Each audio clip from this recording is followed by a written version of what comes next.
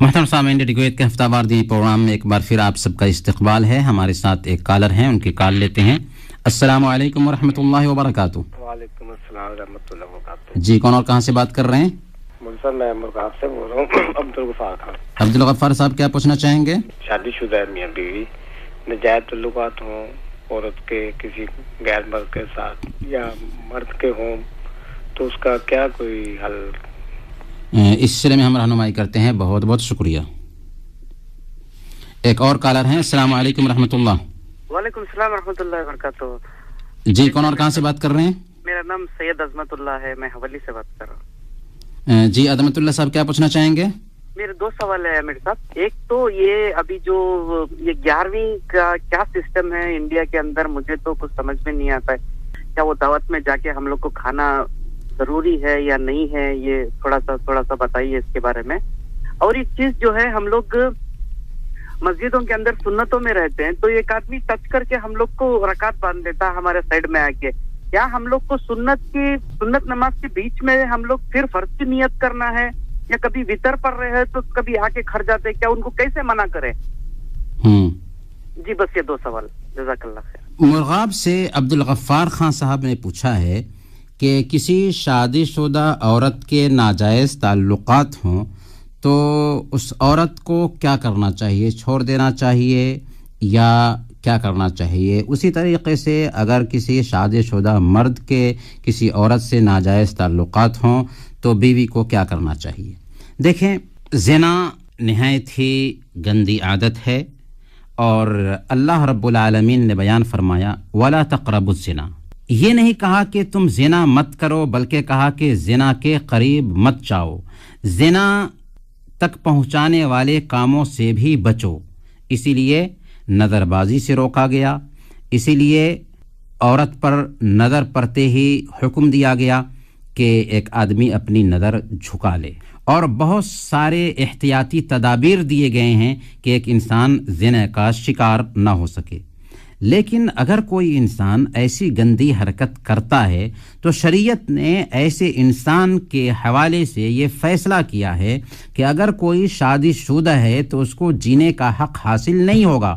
اسے سنگسار کر دیا جائے گا، پتھر سے مار مار کر ختم کر دیا جائے گا. اور اگر شادی شدہ نہیں ہے تو اسے 100 کوڑے مارے جائیں گے اور 1 سال کے لیے اسے جلا وطن کیا جائے گا. لیکن یہ اس وقت ہے جب کہ اسلامی حکومت ہو، اسلامی قانون کا نفاذ ہو. جہاں پر اسلامی قانون کا نفاذ نہیں ہے، ظاہر سی بات ہے کہ اس عمل کو ہم خراب سمجھتے ہیں. اب اگر شادی شدہ زندگی میں شوہر نے ایسا کیا یا بیوی نے ایسا کیا تو ظاہر سی بات ہے کہ یہ حرکت نہایت ہی گندی حرکت ہے، اور اللہ تعالیٰ ایسی گندی حرکت کو برداشت نہیں کرتا. اس لیے اگر باغیرت شوہر نے اس عمل پر اپنی بیوی کو طلاق دے دیا، یا باغیرت بیوی اس عمل پر اپنے شوہر کے ساتھ نہیں رہنا چاہتی ہے تو اسے حق ہے. البتہ اگر شوہر نے توبہ کر لیا یا بیوی نے توبہ کر لیا تو اللہ کے نبی صلی اللہ علیہ وسلم کی حدیث ہے التائب من الذنب کمن لا ذنب لہ.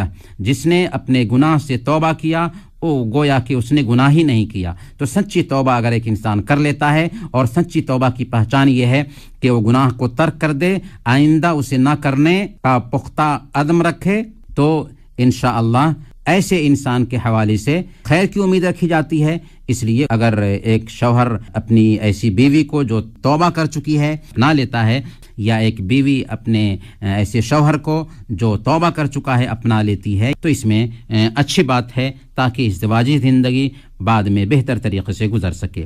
سید عظمت اللہ صاحب نے حولی سے پوچھا ہے کہ 11ویں کی دعوت جو عام طور پر بر صغیر میں ہوتی ہے، اس میں جانا چاہیے یا نہیں جانا چاہیے؟ دیکھیں، اللہ کے نبی صلی اللہ علیہ وسلم نے صحیح بخاری اور مسلم کی روایت کے مطابق بیان فرمایا من احدث فی امرنا هذا ما ليس منه فهو رد. جس نے ہماری شریعت میں کوئی نئی چیز ایجاد کی جو ہماری شریعت میں سے نہیں ہے وہ مردود ہے.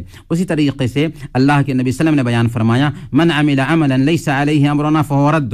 جس نے کوئی ایسا کام کیا جو ہماری شریعت کے مطابق نہیں ہے وہ مردود ہے.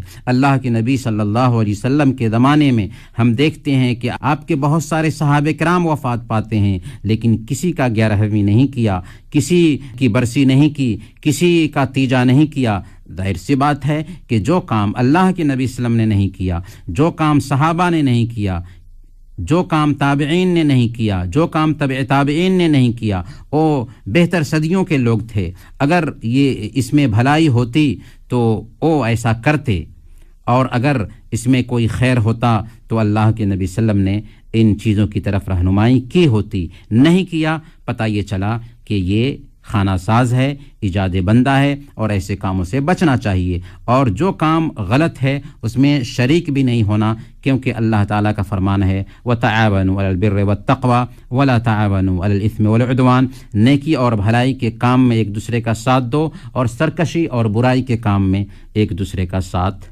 مت دو۔ ایک سوال اور سید عظمت اللہ صاحب نے پوچھا ہے کہ مسجد میں ہم سنت پڑھ رہے تھے، اسی بیچ دوسرا آدمی آ کر کے مل کر جماعت بنانا چاہا تو مجھے کیا کرنا چاہیے؟ دیکھیں، اگر کوئی آدمی سنت کی نماز پڑھ رہا تھا جماعت ختم ہونے کے بعد، اور کوئی دوسرا آدمی آنے کے بعد میں اس کے ساتھ میں مل جاتا ہے اور وہ اپنی فرض نماز پڑھنا چاہتا ہے، تو اس حوالے سے اس بات کی گنجائش پائی جاتی ہے کہ ہم اپنی نیت بدل کر کے اس کی امامت کی نیت کر لیں۔ ہماری نماز وہ سنت ہی رہے گی، البتہ یہ ارادہ کر لیں کہ ہم اس کی بھی امامت کرا رہے ہیں، اس کی نماز فرض ہوگی اور ہماری نماز نفل ہوگی، یعنی سنت جو ہم ادا کر رہے تھے وہ سنت نماز ہوگی۔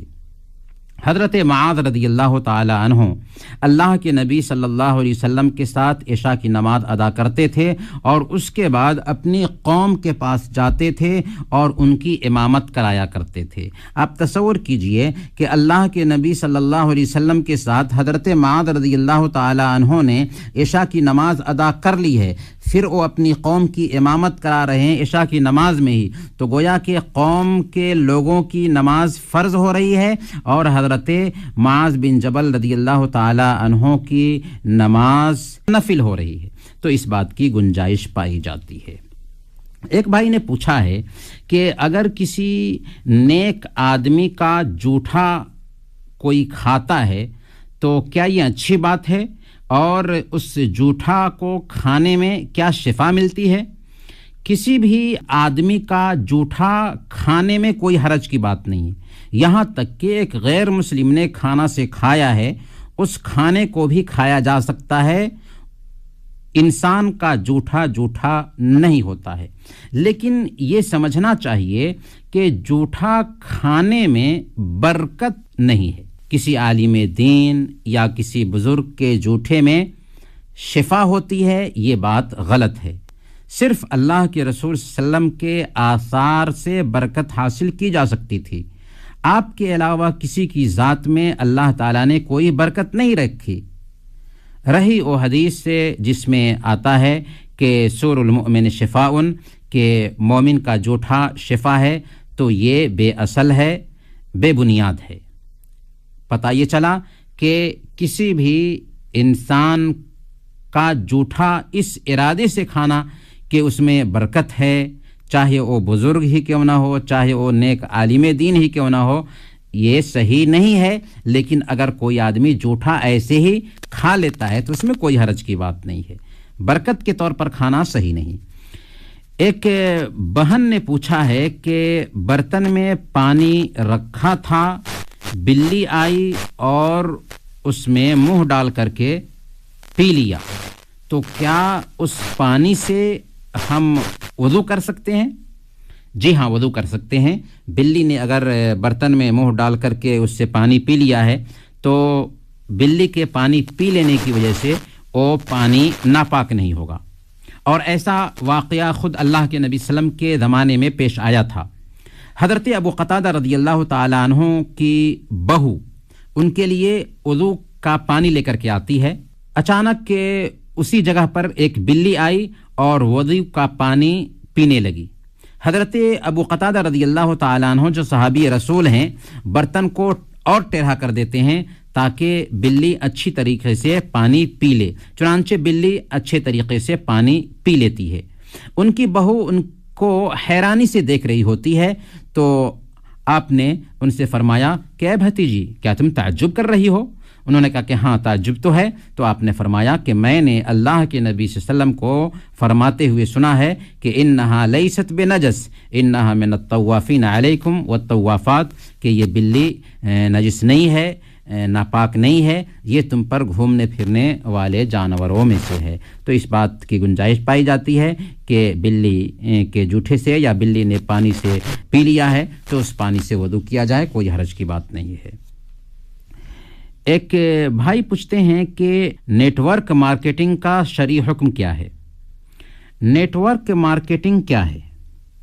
اس مارکیٹنگ میں ایک آدمی سامان خریدتا ہے اور اس کے لیے شرط ہوتی ہے کہ دوسروں کو ممبر بنائیں، اور وہ جتنے لوگوں کو ممبر بنائے گا اسے اس کا کمیشن ملتا جائے گا اور بڑھتا جائے گا، پھر دوسرا کچھ لوگوں کو اور تیسرا کچھ لوگوں کو، اس طرح یہ سلسلہ بڑھتا جاتا ہے اور ہر لیول میں ممبر بنتے جاتے ہیں، اور اس طرح سے پہلے آدمی کا کمیشن بھی بڑھتا جاتا ہے.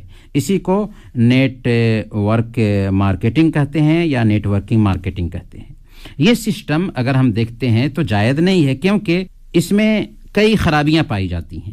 پہلی خرابی یہ ہے کہ اس میں پروفٹ چند لوگوں کے ہاتھوں میں جمع ہو جاتا ہے اور انہی لوگوں کے بیچ میں گردش کرتا رہتا ہے، کیونکہ اس میں ایک آدمی کا جتنا ممبر بنتا جاتا ہے گھر بیٹھے بیٹھے اس کو فائدہ حاصل ہوتا رہتا ہے، اور اس کے بنائے ہوئے جو ممبران ہوتے ہیں دوسروں کو ممبر بناتے رہتے ہیں اور اس طرح سے یہ کماتا رہتا ہے. اور اللہ تعالیٰ نے بیان فرمایا کئی لا یکون دولتن بین الاغنیاء منکم، کہ تمہارے مالداروں کے ہاتھوں میں گردش نہ کرتے رہیں. دوسری خرابی اس کے اندر یہ پائی جاتی ہے کہ عام دکان سے ایک آدمی اگر کوئی چیز خریدتا ہے تو سامان خریدتے ہی اس کی خریداری مکمل ہو جاتی ہے، لیکن نیٹ ورک مارکیٹنگ میں سامان خریدتے وقت یہ شرط ہوتی ہے کہ اسے کئی لوگوں کو ممبر بنانا ہے اور اسے اس میں کمیشن ملنے والا ہے.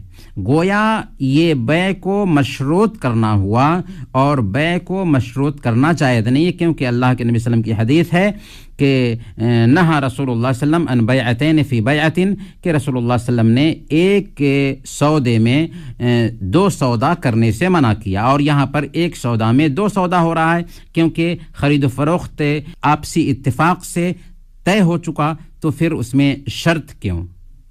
تیسری خرابی یہ ہے کہ اس میں جوا کی بھی شکل پائی جاتی ہے کہ آدمی سستی چیز مہنگے داموں خرید کر کے یہ امید رکھتا ہے کہ مجھے کمیشن ملے گا، اور یہ جوا ہے جو کہ حرام ہے. پھر اس میں دھوکہ کا وعدے پہلو بھی پایا جاتا ہے.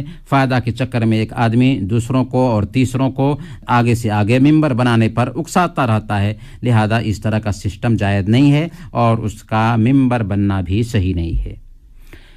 محمود صاحب نے ایک سوال پوچھا ہے کہ ایک حدیث میں بتایا گیا ہے کہ لوگوں میں سب سے برا آدمی اللہ کے نزدیک قیامت کے دن وہ ہوگا جس کی بد کلامی سے بچنے کے لیے لوگ اس سے ملنا چھوڑ دیں. جی ہاں، یہ حدیث صحیح ہے، سنن ترمذی کی یہ روایت ہے. اس روایت میں اللہ کے نبی صلی اللہ علیہ وسلم نے حضرت عائشہ صدیقہ رضی اللہ تعالی عنہا سے فرمایا تھا کہ لوگوں میں سب سے برا انسان وہ ہے کہ جس سے لوگ ملنا چھوڑ دیں. اصل میں سماج میں کچھ ایسے خبیث طبیعت کے لوگ ہوتے ہیں جن سے لوگوں کو تکلیف ہوتی ہے، تو ان سے لوگ ملنا جلنا نہیں چاہتے. انہی لوگوں میں سے ایسے ایک انسان کی کہانی اللہ کے نبی صلی اللہ علیہ وسلم نے اس میں بیان فرمائی ہے. اور یہاں پر مدارات کا اصل میں مفہوم اس میں پایا جاتا ہے. مدارات یہ ہے کہ دینی مصلحت کی خاطر کسی کے ساتھ میں نرمی برتنا. اللہ کے نبی صلی اللہ علیہ وسلم نے دینی مصلحت کی خاطر اس انسان کے ساتھ میں نرمی کا معاملہ کیا تھا، اور اسی کو مدارات کہتے ہیں. محترم بھائیو، ہمارا وقت ہوا چاہتا ہے. انہی چند کلمات کے ساتھ ہم آپ سے رخصت ہوتے ہیں اور دعا کرتے ہیں کہ الہ العالمین تو ہم سب کے مسائل حل فرما دے، ہمارے آل و اولاد کی حفاظت فرما. جو لوگ پریشان حال ہیں ان کی پریشانی کو دور فرما دے. جو لوگ بیمار ہیں اگرچہ ان کی بیماری مایوس کن کیوں نہ ہو، الہ العالمین تو انہیں شفاء عاجلہ کاملہ نصیب فرما. ہم سب کو زندہ رکھنا تو ایمان پر زندہ رکھنا، اور وفات دینا تو ایمان پر وفات دینا. وصلی اللہ علی نبینا محمد وعلی آلہ وصحبہ اجمعین.